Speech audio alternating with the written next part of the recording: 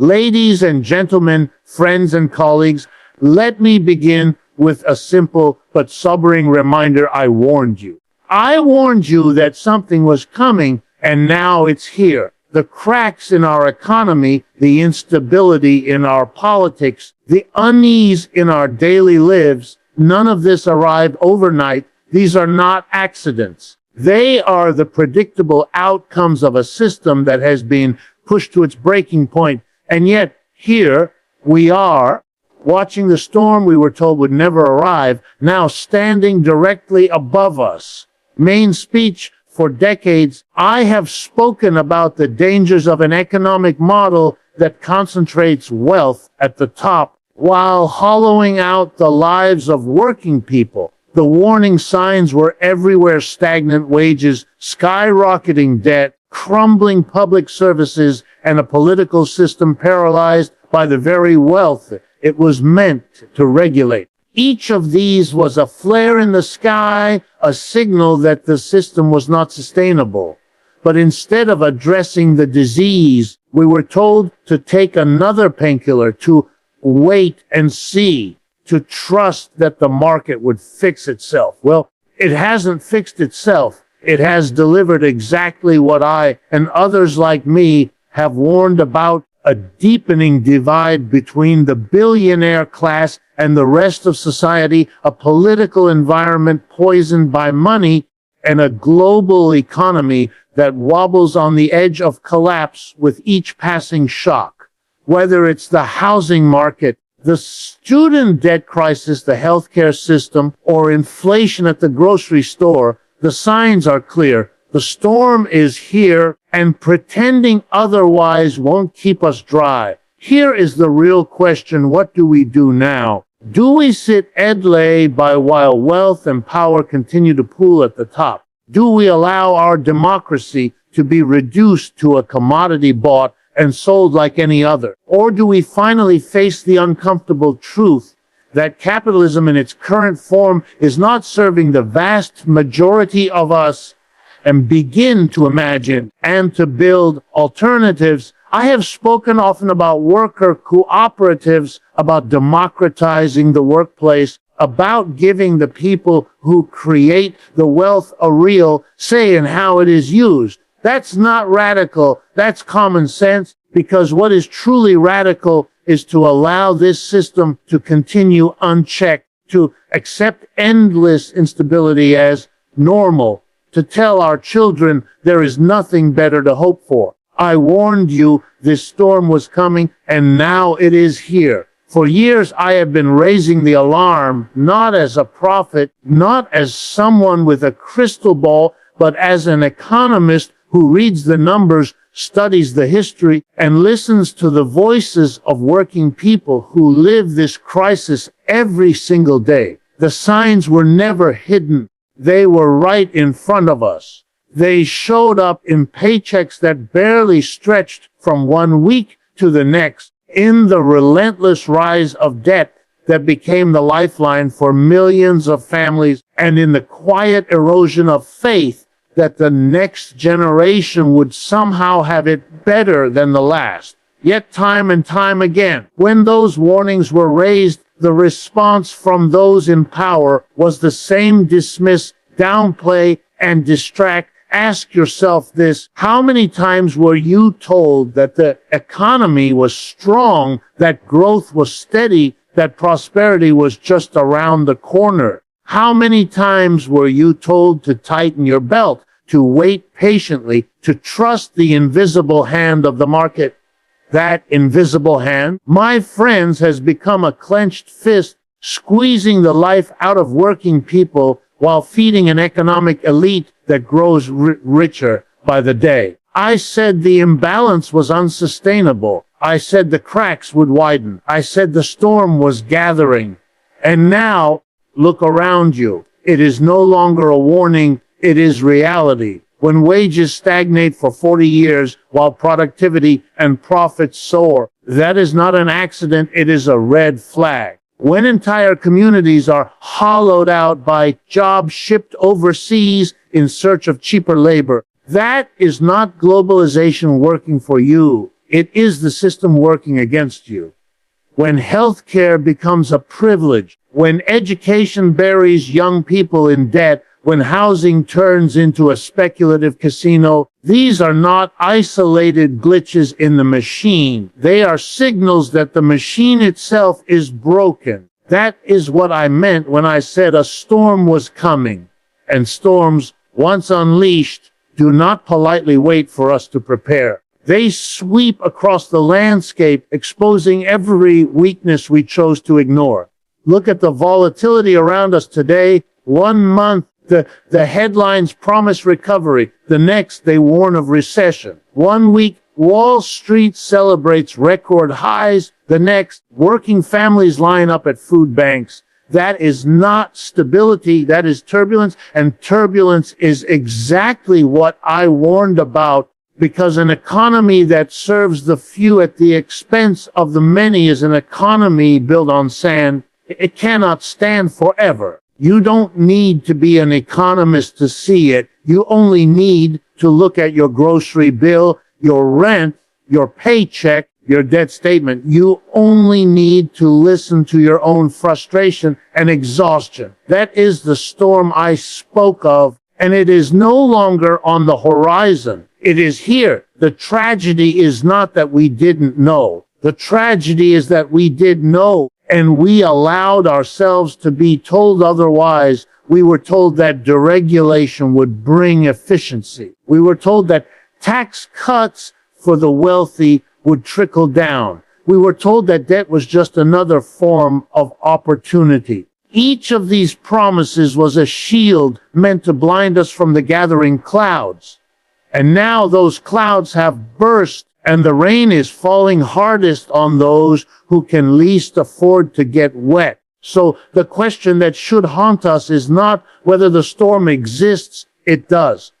The real question is, how many warnings must be ignored before we learn that the system itself has failed us? I warned you something was coming. I take no satisfaction in being right. But let this moment be the final proof the storm is here, and denial will not protect us. Only change will. The system is breaking under its own weight. You don't need a degree in economics to feel it. You live it every single day. The paycheck that doesn't stretch, the rent that devours half of your income, the credit card balance that never seems to shrink, the public services that crumble when you need them most. These are not inconveniences. They are signals of a structure that can no longer hold itself up. For years, we have been told that capitalism is resilient, that it can withstand shocks, that the market always corrects itself. But how many times must it correct before we realize that what we're experiencing is not a correction? It is a collapse in slow motion. The weight crushing this system is not mysterious.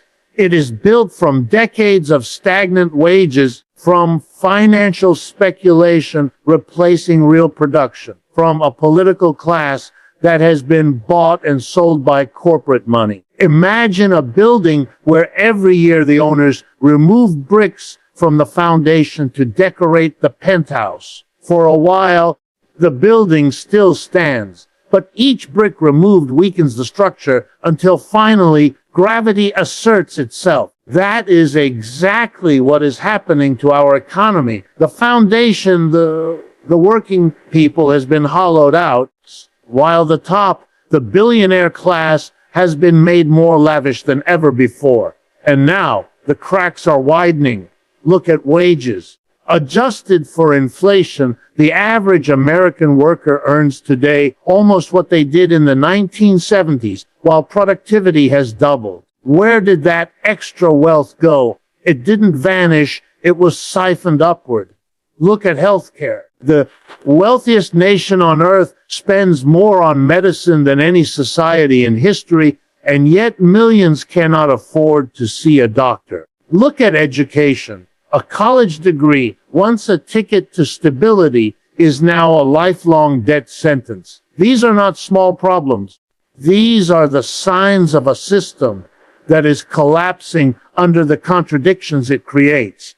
And what is the response from those at the top? They tell us to be patient. They tell us that growth is coming, that innovation will save us, that technology will create new opportunities. But ask yourself who benefits from that growth, who owns that innovation, who reaps the rewards of technology. Time and again, it is the same small minority at the top, while the rest of us are told to tighten our belts and accept that this is just how the system works. That is not resilience. That is exploitation dressed up as inevitability. We are told that government debt is the crisis. But let me ask you whose debt is truly destabilizing our future. Is it the national debt, or is it the crushing burden of household debt carried by families who use credit cards to buy groceries and payday loans to cover rent? We are told inflation is the problem, but notice how the solution always seems to involve squeezing workers with higher interest rates and layoffs, while corporate profits soar untouched. These are the double standards of a system that protects capital and punishes labor. Here is the uncomfortable truth: the system is not breaking because of outside shocks. It is breaking because of what it has become. An economy designed to funnel wealth to the top while stripping the bottom of stability cannot last forever. It will buckle. It will collapse. It will not be because no one saw it coming. It will be because too many chose to look away. So let me say it clearly: the system is breaking under its own weight. The question is not whether it will fail. It is already failing. The question is whether we will let that failure destroy us, or whether we will finally muster the courage to build something stronger, fairer, and more humane in its place. The billionaire class thrives while the majority struggles. That, in a single sentence, is the story of our time. Never before in modern history have we seen such an obscene concentration of wealth in so few hands, while so many millions find themselves living paycheck to paycheck, juggling debts, or making impossible choices between rent, food, and healthcare. This is not the American dream. This is the American divide, and it is tearing at the very fabric of our society. Look around. Billionaires added trillions of dollars to their wealth in the last decade, even during crises that devastated ordinary families. During the pandemic, while essential workers risked their lives to keep society running, the billionaire class was cashing in, seeing their net worth skyrocket. At the very same time, ordinary families were lining up at food banks, scrambling to pay rent, and taking on new debt just to survive. How can we possibly accept this as normal? How can we be told that the system is working when the evidence is so painfully clear that it only works for a privileged few? Here's the truth: the success of the billionaire class is not a byproduct of innovation or genius alone. It is a direct consequence of an economy rigged to reward wealth, not work. Tax loopholes allow the wealthiest to pay a smaller share of their income than the teachers who educate our children or the nurses who care for our sick. Corporations buy back their own stock to inflate share prices, enriching executives and shareholders, while refusing to raise wages for the very workers who generate those profits. This is not a mistake. It is a design that ensures the rich grow richer precisely because the rest are held in place. And what happens when such inequality is allowed to fester? Democracy itself weakens. When billionaires can pour unlimited money into political campaigns, when corporations can shape the laws that regulate them, when wealth can silence the voices of ordinary citizens, then the system stops representing the people and starts serving its paymasters. This is why so many feel their vote doesn't matter. This is why trust in institutions is collapsing, because deep down, people know the system isn't broken. It is working exactly as it was built to protect wealth at the top. But let's pause for a moment and ask the question the mainstream rarely dares to ask: is this sustainable? Can a society truly survive when a handful of billionaires own more wealth than half the population combined? History answers that question for us. No empire, no system, no economy in history has ever sustained such extremes without eventually facing unrest, collapse, or transformation. The billionaire class may thrive today, but their wealth is built on the quicksand of inequality, and the instability it creates will not remain contained. You see, inequality is not just a moral problem, it is an economic time bomb. When the majority cannot afford to spend, when they are buried in debt, when their wages stagnate, the economy itself slows, markets shrink, demand weakens, and yet, in the name of short-term profits, the very corporations that depend on consumers are cutting the very ground out from under them. That is why I say this is not just about fairness. This is about survival. The billionaire class thrives while the majority struggles, yes, but the storm they are creating will not spare them. For when a system tilts too far in one direction, it does not bend gently back, it snaps.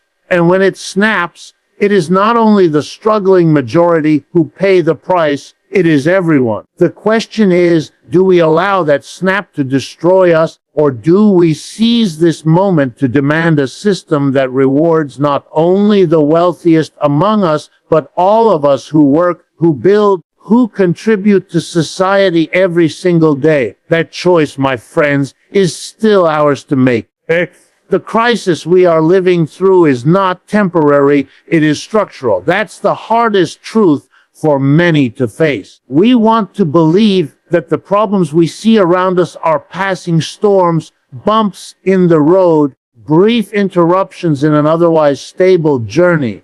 But I must tell you, with all the clarity I can, this is not a temporary setback. This is the structure of the system revealing itself. What we are experiencing today, rising prices, unstable jobs, collapsing trust in institutions, is not a glitch. It is the very design of an economy that has long prioritized profits over people, wealth over stability, and private gain over the public good. Think about how we are told to see crisis. Every time there's a recession, we're told it's a cycle.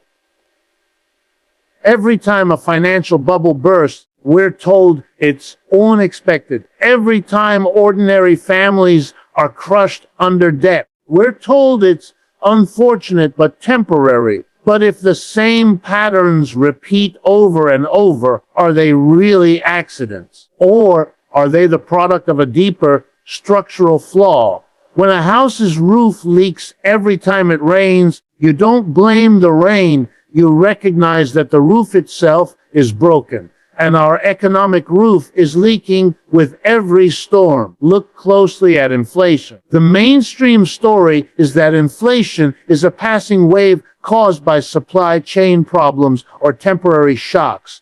But ask yourself, why do those shocks always fall hardest on working people while corporations manage to increase profits at the same time? Prices rise, wages don't, and somehow the gap between CEO pay and worker pay widens even further. That is not a temporary problem, it is structural exploitation. Consider employment. We are told the job market is strong because unemployment is low. But what does that number really hide? Millions working 2 or 3 jobs to survive, millions locked in part-time or gig work with no benefits, no security, and no future. The official statistics may look positive, but the lived reality is instability. That is not temporary, that is structural. And let's talk about debt. Student debt, medical debt, credit card debt, all ballooning to record levels. If one or two people fall into debt, that may be personal misfortune. But when an entire society is drowning in it, when debt becomes the only way to access education, healthcare, or even groceries, that is no accident. That is a structural feature of a system designed to keep people borrowing so that banks and lenders can keep profiting. This isn't a passing storm. It is the architecture of the house we live in. The most dangerous illusion we have been sold is that every crisis is temporary and that eventually things will return to normal. But what is normal if not a string of recurring crises, each one leaving working people weaker and more exhausted than before? A normal where billionaires thrive while communities collapse. A normal where each generation inherits more insecurity, not less. That isn't normal. That is a permanent emergency. We must break free from the idea that time alone will heal these wounds. Time will not fix what is structural. Hope is not a strategy. Waiting for the system to right itself is like waiting for a broken machine to repair its own gears. It will not happen. What we face is not a momentary downturn. It is the exposure of a deeper truth. Capitalism, in its current form, produces crisis as a permanent condition. And that is why we cannot afford to keep calling this temporary. Because if we do, we will continue to apply band-aids to a wound that requires surgery. We will treat symptoms while the disease spreads. We will be told to be patient while our patience is used against us. No, my friends, this is not temporary. It is structural, and only structural change can meet it head on. The real solution is democratizing the workplace. For too long, we've been told that democracy begins and ends in the voting booth. Every few years, we are asked to cast a ballot, and then we are expected to sit quietly while decisions that shape our daily lives are made elsewhere by politicians, by corporations, by executives who will never know the struggles of those whose labor makes their wealth possible. But here's the question we must ask: why should democracy stop at the factory gates, at the office doors, at the shop floor? If democracy is a principle we cherish, then it must extend to the place where we spend most of our waking hours, our workplaces. Think about it. In a traditional workplace, a small handful of people, the owners, the shareholders, the executives, make all the major decisions. They decide what to produce, how to produce it, where to produce it, and what to do with the profits. The workers, they are told when to show up, what to do, and how much they will be paid. Their voices, that's their knowledge, their interests are systematically excluded from the very decisions their labor makes possible. That is not democracy. That is dictatorship, economic dictatorship. Now imagine a different structure, the worker cooperative. In a cooperative, the people who do the work collectively decide how the business is run. One person, one vote, not $1, one vote. The profits generated by their labor are not siphoned off to absentee shareholders, but reinvested in the enterprise and shared among those who built it. The result: greater stability, greater equality, and a greater sense of dignity for the people involved.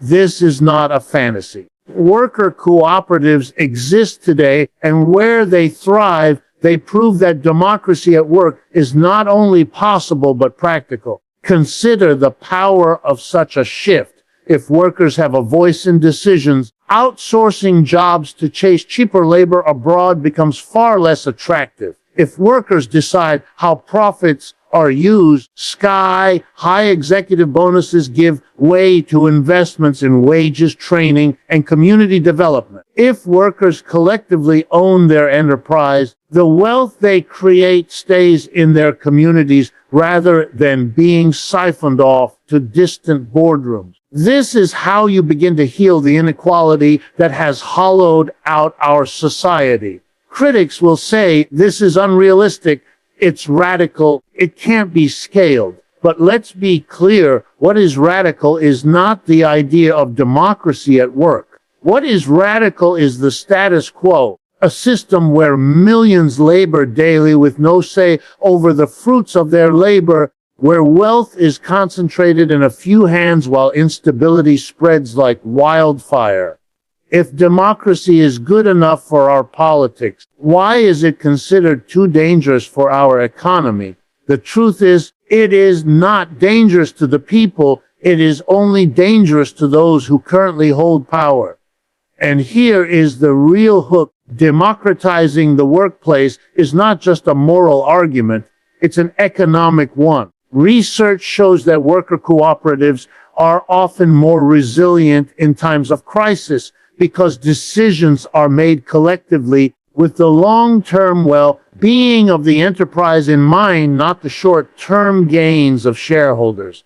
In times of downturn, instead of layoffs, workers vote to reduce hours across the board, protecting jobs and preserving stability. This is not just humane, it is smart economics. So when I say the real solution is democratizing the workplace, I mean that we must stop treating work as a realm outside of democracy. If we want an economy that serves the many, not the few, then we must build it from the ground up, starting where wealth is created in the workplace. The alternative is clear. We remain trapped in a system where democracy is hollow, inequality deepens, and crises repeat. But if we democratize work, we not only transform our economy, we transform our society into one that finally lives up to the promise of democracy itself. The choice is clear: change course or be swept away. History has placed us at a crossroads, and pretending otherwise will not save us. The storm we are facing, the inequality, the instability, the recurring crisis, is not a passing phase. It is the inevitable consequence of a system that has been pushed beyond its limits. And now we must decide, do we continue down the same road, hoping against all evidence that it will somehow deliver a different result? Or do we summon the courage to change course before the system collapses entirely? Everywhere you look, the signs are flashing red. Families working harder than ever, yet falling further behind. Communities hollowed out, stripped of opportunity, while the wealth of billionaires climbs into the stratosphere. Political institutions paralyzed, incapable of bold action because they are bound by the very wealth they should be regulating.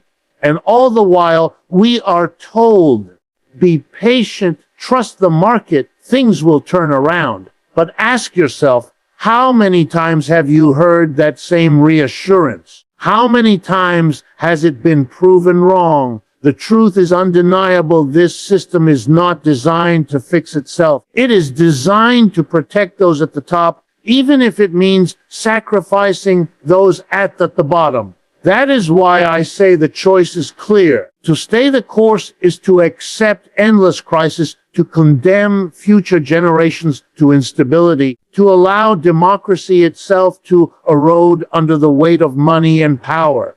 To change course is to recognize that we, the majority, have the power to build something different, something better.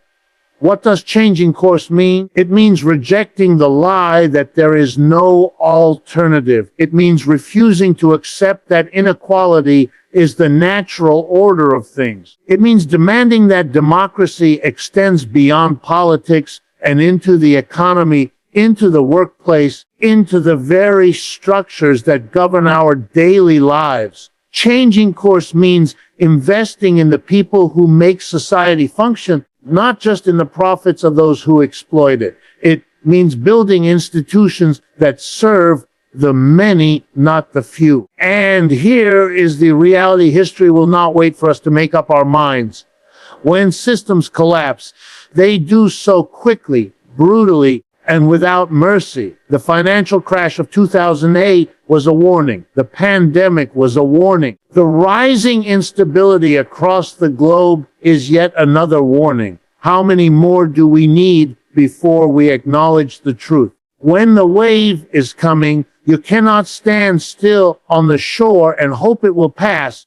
You either move or you are swept away. That is the starkness of the moment we are in. I know change is daunting. It always is. Those who benefit from the current system will tell you it is impossible. They will call it unrealistic, dangerous, even un-American. But what is truly unrealistic is to believe that a system built on ever-widening inequality can last. What is dangerous is to cling to a structure that generates crisis after crisis. And what is un-American is to abandon the principle of democracy at the very door where we spend most of our lives, at work. So let me be absolutely clear. The choice is not between change and stability. The choice is between change and collapse. The system as it exists cannot continue forever. The only question is whether we will guide its transformation with intention and vision, or whether we will allow it to collapse chaotically, dragging millions of lives down with it. The choice is clear. Change course or be swept away. We cannot afford hesitation. We cannot afford denial. The time for excuses has passed. The time for courage is here.